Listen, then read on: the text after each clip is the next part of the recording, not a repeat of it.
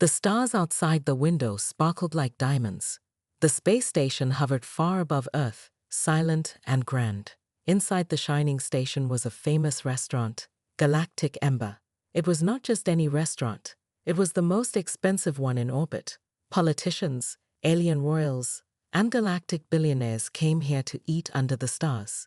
The waiters wore glowing suits. The tables floated gently. Soft music played from the walls. Every plate was a piece of art. Then the doors opened. Everyone looked. A young black girl, about 15 years old, stepped inside. Her hair was tied back, her shoes were worn, and she held a brown paper bag. It looked wrinkled and old, nothing like the gold-covered trays around her. She walked slowly, carefully, and chose a table in the center of the room.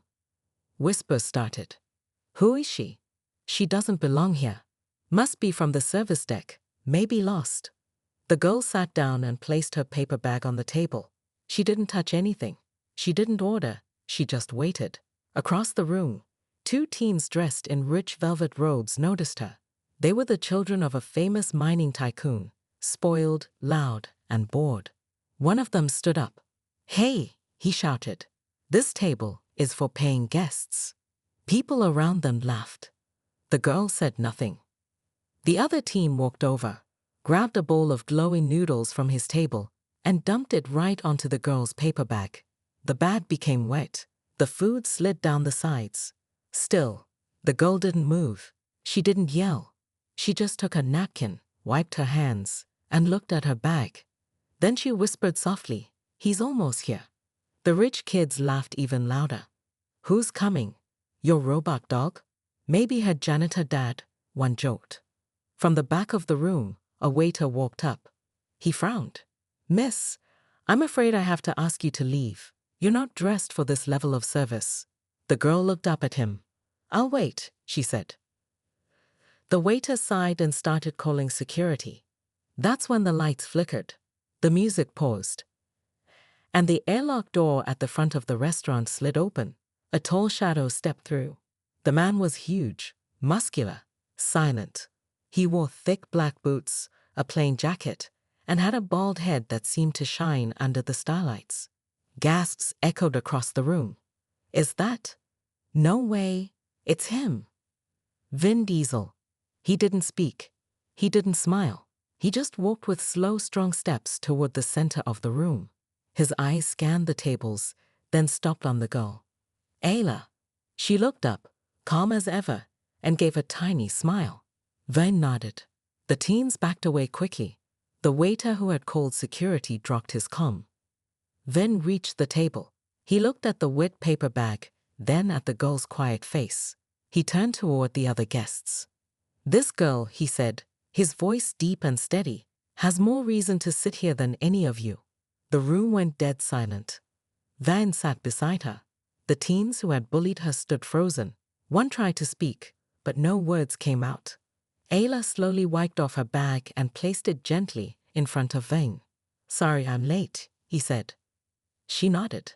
"It's okay. I saved your seat." The waiter stood like a statue, unsure what to do. Vin looked around the room again. Then he said, "Let's make something clear. This place, this restaurant, is not just mine. It's hers too." Everyone stared. Vin Diesel and the strange girl were connected. But how? No one knew. The teen stepped backward slowly. The waiter vanished behind the kitchen doors. And Ayla, still calm, still quiet, opened the paper bag just a little. Something inside began to glow. The glow from the paper bag was soft, almost magical. Inside, something shimmered blue and gold, but Ayla quickly folded the bag closed before anyone could see too much. Vin Diesel sat beside her, his large arms crossed, watching the room like a hawk. The entire restaurant had gone silent. No more laughter, no more whispers. The waiter who had tried to throw Ayla out peeked from the kitchen door, pale and nervous. His hands shook as he held a glowing menu tablet. A manager appeared. She was tall, with silver hair and a gold badge pinned to her chest. Her name was Director Lina, and she ran this place like a starship commander. She walked fast toward Vin, her heels clicking. "Mr. Diesel," she said, forcing a smile. I wasn't aware you'd be joining us tonight. Vang didn't look at her. He just nodded toward Ayla. She's my guest. That's all you need to know.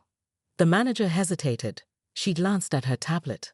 Her fingers danced across the glowing screen. I don't see her name on the guest list, she said carefully. Ayla looked up. I didn't put it there. One of the rich teens behind them, still red-faced from embarrassment, sneered, yeah, because she doesn't belong here.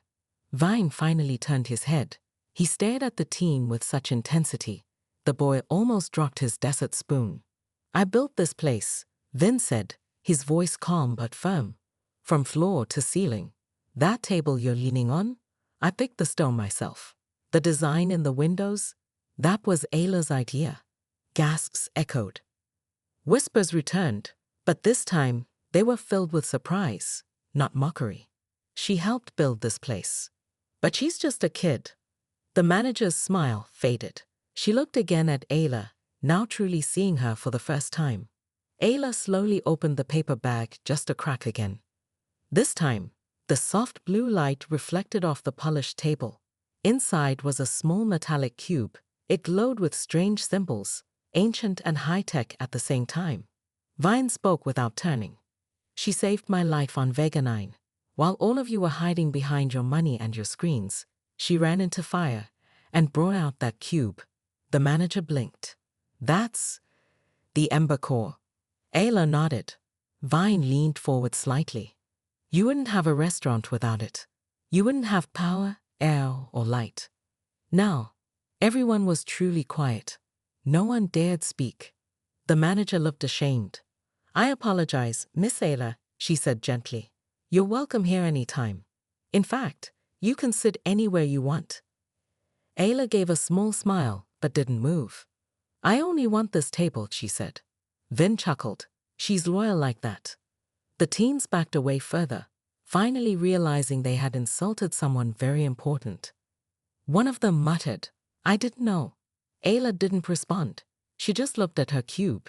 It was pulsing now, faster than before. Vin noticed. Is it reacting again? Ayla nodded slowly. I think something's coming. Vine stood up quickly. Manager, he said sharply, seal the upper levels. Move guests to the lower lounge. Tell security to stand by. The manager nodded and ran off, shouting commands. Guests were confused. Some complained, but others remembered the last time the Ember Core glowed like that. It had warned them of a power surge seconds before a solar storm hit. It had saved their lives. Vin turned to Ayla. Do you think it's the same signal? She didn't answer at first. Then she whispered, no. This one feels worse. Vin's face grew serious. He reached into his coat and pulled out a silver bracelet. He handed it to her. Put this on, he said. Ayla slid it on her wrist. It clicked and locked. A hologram appeared above her hand. Maps, warning symbols. Vin checked it and swore under his breath. Something's approaching the station. Fast. Not from Earth. Not from any known colony. Ayla closed her bag. I think they're here. For the core. Vine looked at her. Then we're not going anywhere.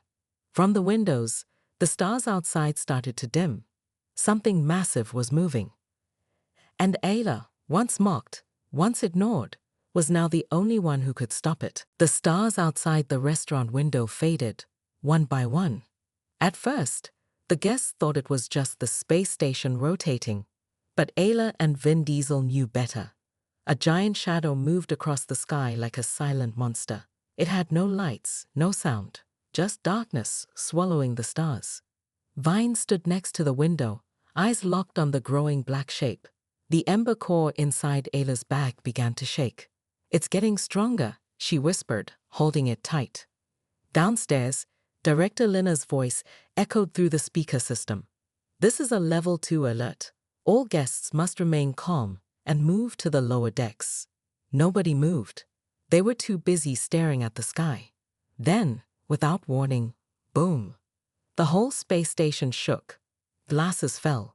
Plates shattered. A chandelier above table 9 cracked and dropped like ice. People screamed. Waiters dropped trays. One guest fainted. Vane didn't flinch. He turned to Ada. Is it them?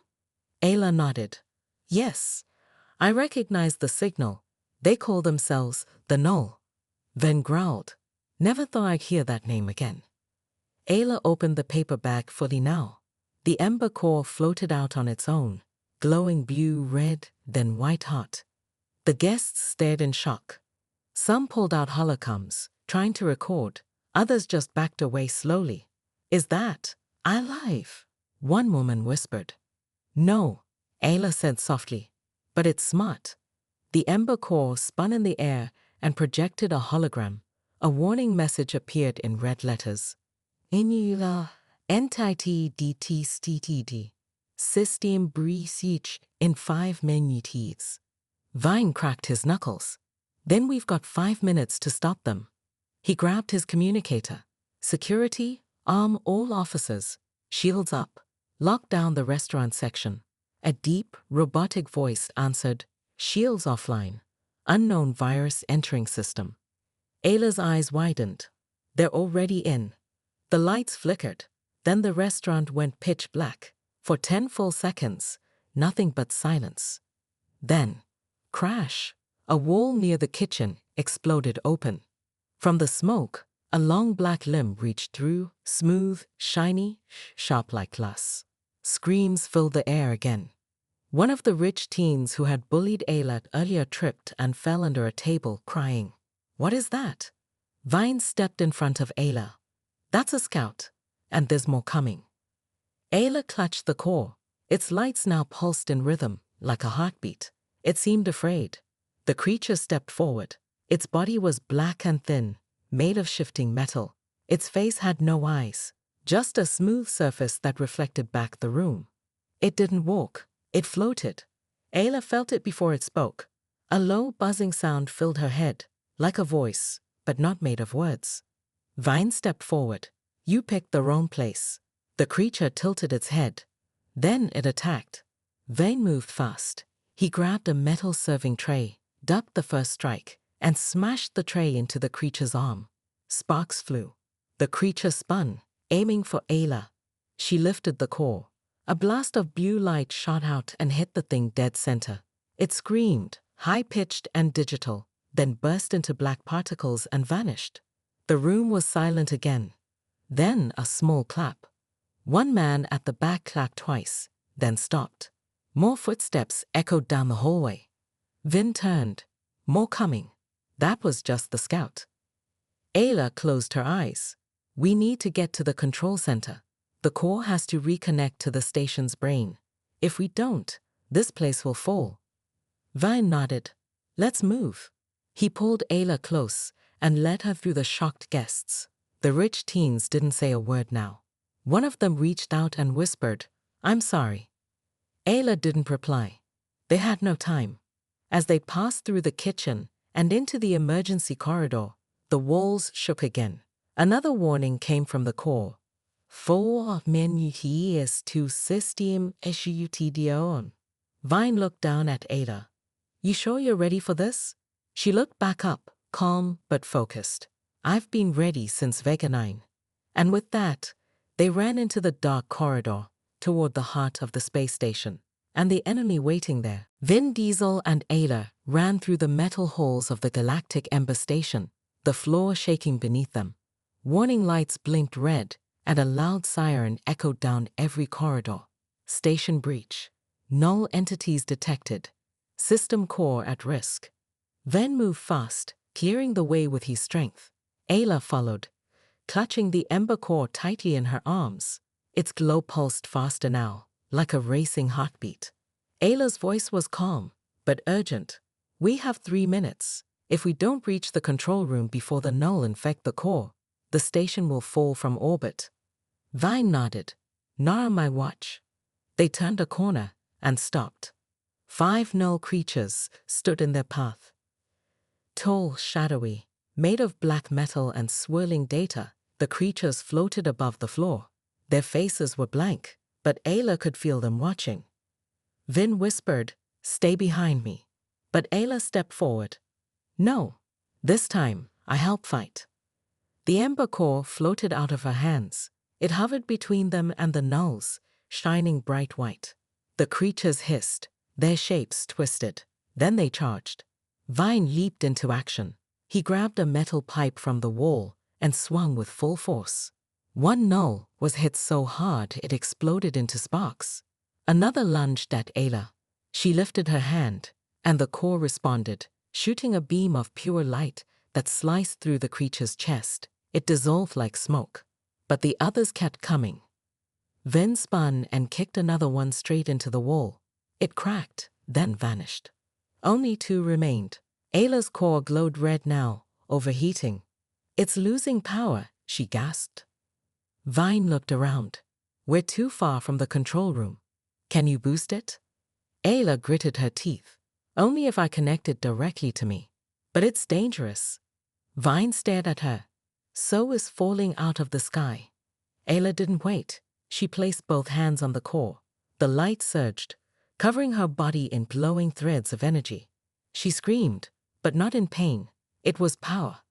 Pure energy. Her eyes turned silver. The last two nulls charged together. Ayla raised her hand, and the hallway exploded in light. When it faded, the nulls were gone. The walls were scorched, the lights flickering. Vine stood frozen for a second, then smiled. "You're full of surprises." Ayla wobbled slightly. Her nose billed a little. "We need to go. Now." They ran again. This time, no more nulls stopped them. At the end of the hallway, two big blast doors waited, sealed shut. "Station core access," the sign read. Vin placed his hand on the scanner. "Access denied. Unauthorized." Vin growled, "I built this door." Ayla touched the ember core to the scanner. The door flashed green. "Welcome, Ayla Wren." Vine stared. "Wait, your last name is Wren?" Ayla looked at him and whispered, "My dad wasn't just a firefighter. He was the chief architect of the station." Vin's eyes widened. But before he could speak, the door opened. The core room was huge, like a glowing heart at the center of the station.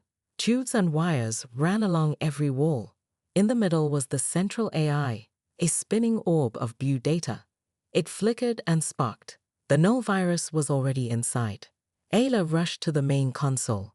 The core hovered next to her, ready. "Just keep them off me," she said. "I need 90 seconds." Vine nodded and took position by the door. The lights in the core room began to dim. More nulls were coming. Dozens. Ayla typed fast, sweat on her forehead. The core connected to the system, trying to flush the virus out. Vin braced for battle. "Come on," he whispered. "Let's finish this." The nulls poured in. Vin roared, fighting like a one-man army.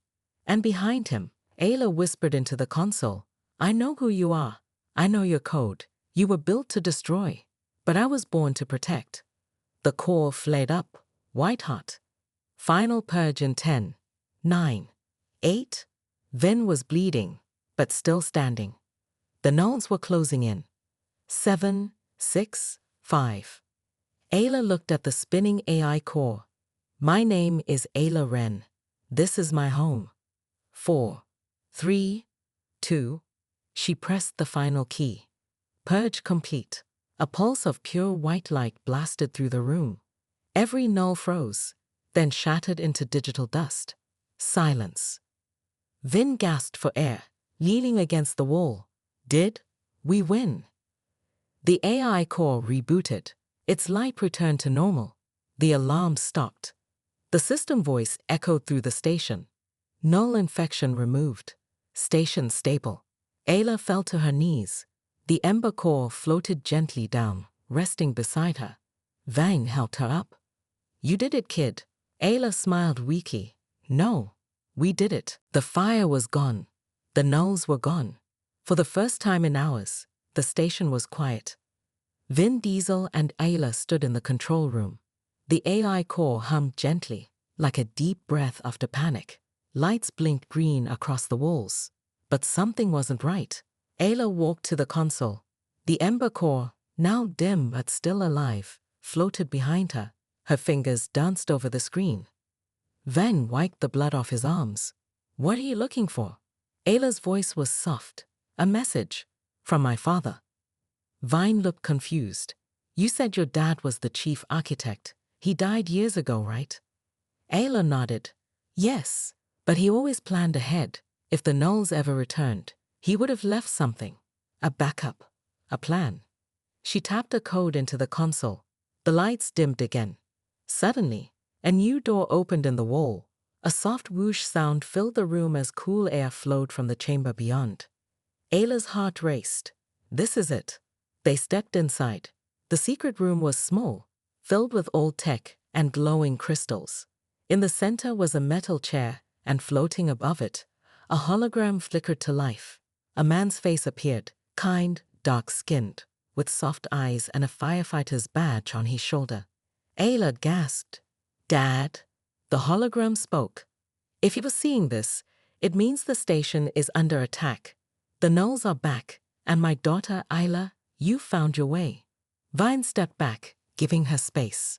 The hologram continued. Ayla, I knew one day the galaxy might need more than machines. That's why I created the Ember Core. It responds to human will, not just data. It's powered by truth, by courage, by you. Ayla's eyes filled with tears. She clutched the core gently. Vin, the hologram said, turning to him, if you're still around. Thank you. You were always more than a star. You were a shield. Watch over her. The galaxy isn't ready for her yet, but it will be. Vine blinked in surprise. He knew I'd still be here. Ayla smiled through her tears. He believed in people. The message ended. The room was silent again. Vine looked at her seriously. Ayla, we need to get that core off the station. There are people out there who will come for it. She nodded. I know. That's why we're not staying. Suddenly, the control screen in the hallway outside blinked red. Incoming transmission. Unidentified warship. Approaching fast. Vin's jaw tightened. They're already here. Ayla ran back to the console. They must have followed the null signal. We have minutes, maybe less. Vine cracked his knuckles. So what's the move, boss? Ayla looked around the control room. Then her eyes stopped on a small shuttle parked on the lower hangar deck. We launch, she said, but not through the front gate. We use the old fire tunnel, Sector 9. God built it for emergencies. Vin raised a brow. You mean that vertical pipe that drops straight down the station's spine? Ayla grinned. Yep, it's dangerous, but it's fast. He laughed. You really are his daughter. They ran. As they reached the hangar, the station lights dimmed again. Outside the window, a huge black warship hovered in space. Its engines growled like a beast ready to strike. Laser cannons began charging. Ven grabbed the pilot controls of the small shuttle. Buckle up. Ayla slid the Ember Core into the heart of the ship. The controls lit up. Power transfer complete, the system said. The shuttle shook. A blast hit the outer deck. Metal bent. Flames sparked. Vine shouted, We go now. He launched the shuttle into the old emergency tunnel, a narrow shaft built for fire rescue ships. It was like being shot from a cannon. The shuttle dropped at full speed, walls blurring past them. Warning signs flashed. Danger. Maximum acceleration.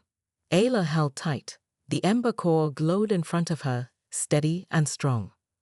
Behind them, the enemy warship fired again. The hangar exploded, but they were already gone. As they shot out the tunnel into open space, Ayla looked back. The galactic Ember Station, once glowing and strong, now burned in the dark sky, but it was still standing. For now, Ven set a course toward the outer moons. We'll hide there, regroup. And then, Ayla looked out at the stars. We build something new, like my dad did. Vine nodded. You're not a lost kid anymore. You're a leader. Ayla held the Ember Core. No, I'm a protector. And far behind them, in the ruined control room, a tiny light blinked. Someone else was watching. The small shuttle floated near the shadow of Saturn's rings. Ice particles sparkled like stars around them. Inside the ship, Ayla stared at the Ember Core. It pulsed softly, alive, glowing, calm. Vin Diesel sat at the pilot's seat, quiet but alert. He had seen many battles, many worlds, but never a girl like her. "You okay?" he asked without turning. Ayla nodded. "Just thinking." "About what?" "My dad. This core. And who I'm supposed to be now."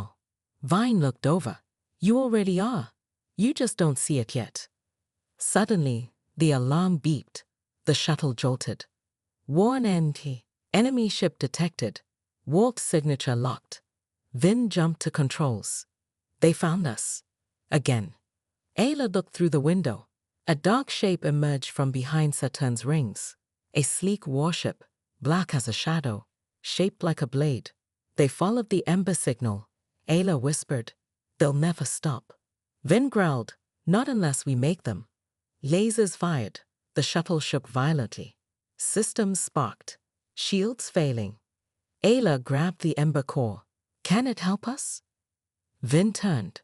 "Only if you trust it." She closed her eyes. Her hands gripped the core. It pulsed faster now, brighter, warmer. And then, it spoke. Not in words, but in feeling. A voice inside her. "You carry more than fire. You carry his heart." Ayla stood. Her body felt different, stronger. Her veins burned with energy, like starlight brushing through her. She walked to the center of the ship and placed the core in the emergency override slot. "Celestium override. Pilot Lin KDT stated." Vine blinked. "You're flying this." Ayla smiled. "No, I am this." The core glowed. A fiery light spread across the shuttle's walls, transforming it. Wings expanded. Engines roared. The little rescue shuttle became something else. A Phoenix-class fighter, glowing with blue fire. Ayla sat in the new pilot chair, the seat molded to her shape. Controls responded to her touch like they'd known her forever. The enemy ship fired again. But this time, Ayla dodged. She zipped left, then looped under Saturn's rings. Flames followed her. Vin held on, stunned. "I don't believe this." Ayla whispered, "Let's see how fast they really are." She hit the afterburners. The Phoenix shot through the sky, dragging a trail of light. The enemy tried to chase, but couldn't match her. Laser after laser missed. Ayla spun dove and climbed like she was dancing with fire. Then she saw it, the enemy's weak spot, a vent near the core. She locked onto it. Vang shouted, "You only get one shot." Ayla's eyes focused. She breathed once, then fired. Boom! The enemy ship exploded in a flash of red and black, vanishing into Saturn's light. Silence followed. Vine exhaled. "Remind me never to get on your bad side." Ayla laughed, just a little. "You're safe." They drifted in space. Peaceful. For now. Vine looked at her. "So, what now?" Ayla didn't answer right away. She looked at the stars, remembering her father's words. "The galaxy will need you.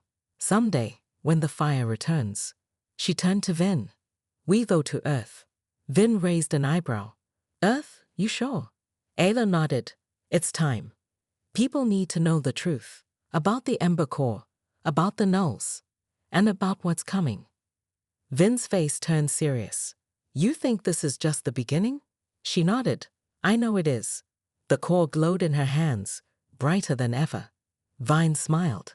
"Then I'll stand with you, just like your dad asked." Ayla placed the core back into its cradle. Flames danced gently along the ship's hull, like wings ready to rise. She looked out into space and whispered, "Let them come. I'm ready now." And with a roar of fire, the Phoenix shot toward Earth, bright, bold, and unbreakable. Ayla wasn't just a girl anymore. She was a symbol. She was a spark. She was the fire the galaxy forgot. But now, it would never forget her again.